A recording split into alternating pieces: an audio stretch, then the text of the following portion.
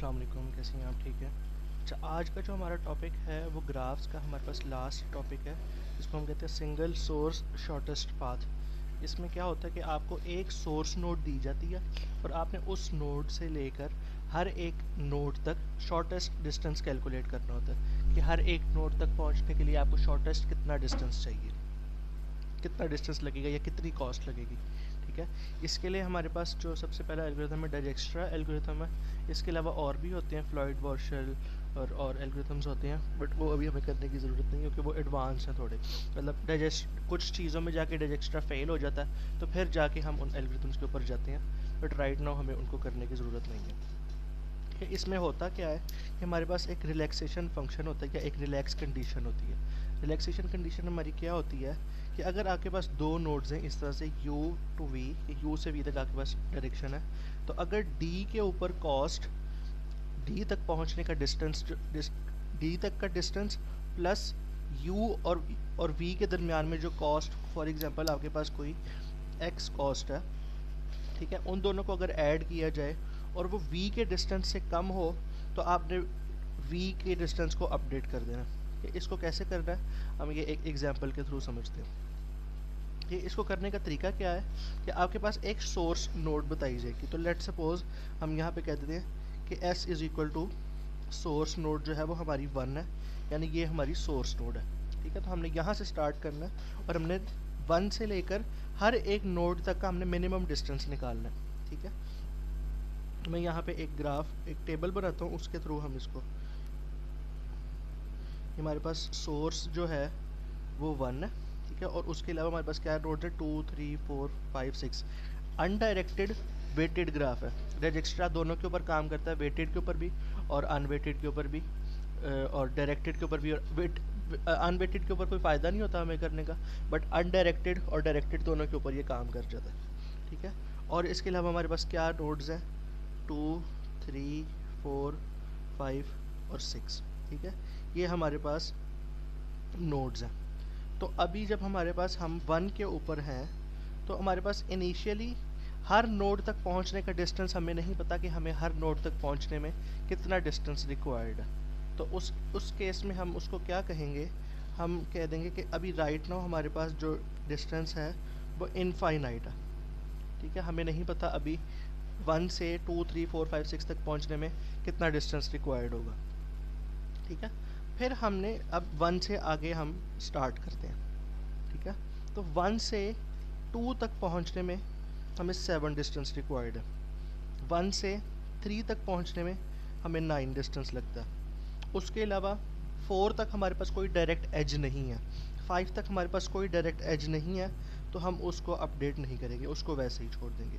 1 से 6 तक हमारे पास एज है, उसका वेट है 14। ठीक है, अभी हमारे पास यहाँ पे सोर्स में 1 एडेड। ठीक है, ये चीज़ अब आपके पास आ गई। अब आपने क्या करना है, अब आपने यहाँ ये जो आपके पास वेट्स आ गए हैं इनमें से आपने मोस्ट मिनिमम निकालना है, क्योंकि किस नोड तक पहुँचने का जो आपके पास कॉस्ट है वो मिनिमम है। तो 2 तक पहुँचने के लिए आपके पास कॉस्ट जो है ना वो मिनिमम है। तो 2 का जो वेट आया आपके पास वो आपने नोट कर लेना है और आपने यहाँ पे 2 को भी ऐड कर देना है। ठीक है, अब इसका क्या मतलब है कि आप यहाँ पे 1 से 2 पे पहुँच गए हैं। इसको मैं रेड से मार्क करता हूँ।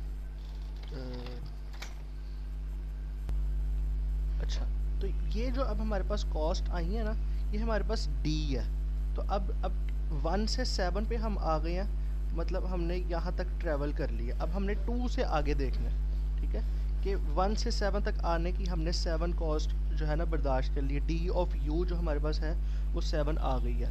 अब हमने इससे आगे देखने के 7 से आगे मैं कहाँ कहाँ जा सकता हूँ, 2 से आगे मैं कहाँ पे जा सकता हूँ। तो अब जब मैं 2 पे आ गया हूँ तो 2 से मैं 3 पे जा सकता हूँ और 4 पे जा सकता हूँ, 1 पे भी जा सकता हूँ, पर वापस जाने की कोई सेंस नहीं बनती। ठीक है, तो अब अगर मैं यहाँ से 3 पे जाता हूँ तो 7 + 10 कितना हो जाएगा, 17। 17 इज़ नॉट लेस देन 9, तो ये वाली कंडीशन फुलफिल नहीं हो रही। ठीक है, तो अब हम क्या करेंगे, ये तो हम पाथ नहीं ले सकते। ठीक है, फिर अगर हम 2 से 14 पे जाएं तो 7 में कॉस्ट यहाँ तक बर्दाश्त कर चुका हूँ और आगे 15 ऐड करनी है। तो 7 + 15 कितना हो जाएगा, 15 और 7 22 हो जाएगा। ठीक है, तो ये 7 वैसे ही आ जाएगी, ये 9 वैसे ही आ जाएगी, और यहाँ पे यहाँ तक 4 तक जाने में हमें कॉस्ट लगेगी 22। बाकी ना मैं 5 तक जा सकता हूँ ना 6 तक जा सकता हूँ, तो ये मेरे पास 14 वैसे ही रहेगा, अनचेंज रहेगा। ठीक है, अब मैंने यहाँ से दोबारा एक मिनिमम, ये तो मैं ऑलरेडी उठा चुका हूँ, अब मैंने ये मिनिमम मैं इसको उठा लेना यहाँ से। ठीक है, जब मैंने यहाँ से 9 उठा ली तो इसका क्या मतलब हुआ कि यहाँ पे 1 2 और 3 ऐड हो गया, मतलब मैं यहाँ पे था, अब मैं यहाँ पे पहुँच गया हूँ। अब 3 तक पहुँचने में मेरे पास कितनी कॉस्ट है, 3 तक पहुँचने की मेरे पास 9 कॉस्ट है, या आप इसको यहाँ से भी कंसिडर कर सकते हो और यहाँ से भी कंसिडर कर सकते हो। अब जब मैं 3 पे आ गया हूँ, 3 से मैं 6 पे भी जा सकता हूँ, 3 से मैं 5 पे नहीं जा सकता। ठीक है, तो अगर मैं यहाँ से 7 तो वैसे ही रहेगा, 9 भी वैसे ही रहेगा। अब मैं 3 से 6 पे अगर जाऊँ तो 9 + 3 12 हो जाएगा, 9 + 3 12 लेस देन 14 होगा। ये वाली जो हमारे पास स्टेटमेंट है वो ट्रू हो जाएगी, क्योंकि डी यू जो है वो 9 है मेरे पास, ये वाला 9, और प्लस यू भी 3 से 6 तक जाने में मेरे पास 3 कॉस्ट है, तो 9 + 3 12। यहाँ पे मैं इसको क्या कर दूंगा, 12 कर दूंगा। ठीक है, फिर इसी तरह से अगर मैं बात करूँ कि मैं यहाँ तक आ गया हूँ, अब मैं इससे आगे अगर जाना चाहूँ तो 9, हाँ इससे आगे अगर मैं जाना चाहूँ तो मैं इस कॉस्ट को कम कर सकता हूँ। 4 तक जो कॉस्ट आ रही है वो मेरे पास 20 हो जाएगी। ठीक है, 5 तक कोई डायरेक्ट एज नहीं है तो वो इनफाइनाइट ही रहेगा। ठीक है, तो ये जो 20 मैंने चेंज किया, यहाँ पे मैंने वेट गलत लिख दिया था बाय मिस्टेक, मैंने एग्जांपल में जो सॉल्व की थी वो उस पर मैंने दोबारा चेक किया। तो अब अगर मैं 3 पे आ गया हूँ तो 3 तक आने की कॉस्ट में 9 तो ऑलरेडी बेयर कर चुका हूँ, तो 9 + 11 अगर मैं देखूँ तो वो 20 बनती है, जो कि ऑलरेडी कैलकुलेटेड कॉस्ट से कम में 22 है। ठीक है, तो मैं इसलिए इसको भी 20 कर दूंगा। ठीक है, अब मैं यहाँ से 7 भी ले चुका हूँ, 9 भी ले चुका हूँ। अब यहाँ पे मिनिमम कॉस्ट कौन सी है, ये वाली है, 11 वाली है, सॉरी ये 11 बनना था, 12 मैंने लिख दिया बाय मिस्टेक, ये 11 है। तो अब मैं इसको यहाँ से उठाऊंगा। ठीक है, अब जब मैं इसको यहाँ से लूँगा तो इट मीन्स ये 6 मेरे यहाँ पे ऐड हो जाएगा, 1 2 3 और 6। ठीक है, इट मीन्स मैं अब यहाँ पे आ गया हूँ। अब जब मैं 6 पे आ गया हूँ तो 7 वैसे ही है, 9 वैसे ही है, 11 भी वैसे ही है। अब 6 पे आके 6 से 5 पे मैं जा सकता हूँ। 6 तक आने की मैंने कॉस्ट क्या ली है, 11। 6 से आगे मैं दोबारा 5 पे जा सकता हूँ। 6 तक आने की कॉस्ट मेरे पास 11 है, जो कि ये लिखी हुई है। 11 से आगे मैं 9 पे अगर जाता हूँ तो वो 20 मेरे पास कॉस्ट आ जाएगी, ये भी मेरे पास 20 है। ठीक है, अब मैं ये भी ले चुका हूँ, ये भी ले चुका हूँ, ये भी ले चुका हूँ, मेरे पास एक ये 20 है और एक ये 20 है। अगर आपके पास ये ऐसे केस ना हो रहा तो लेस देन ग्रेटर देन की कोई वैल्यूज़ होंगे, तो उस केस में आप कोई भी मिनिमम वैल्यू, जिस तरह हम अभी तक मिनिमम वैल्यू निकालते हैं, या बिल्कुल उसी तरह हम यहाँ पे भी मिनिमम वैल्यू को एक्सट्रैक्ट कर लेंगे। बट यहाँ पे क्योंकि सेम है तो हम फॉर एग्जांपल 4 ले लेते हैं, तो 1 2 3 6 और 4। ठीक है, अब जब 4 पे हम आ गए तो 4 से आगे आपके पास कौन सा स्टेटस अपडेट होता है, आपने सारे वेट्स को चेक करना है। अब जब 4 पे मैं आ गया, यहाँ पे 4 पे आने की कॉस्ट लग गई 20।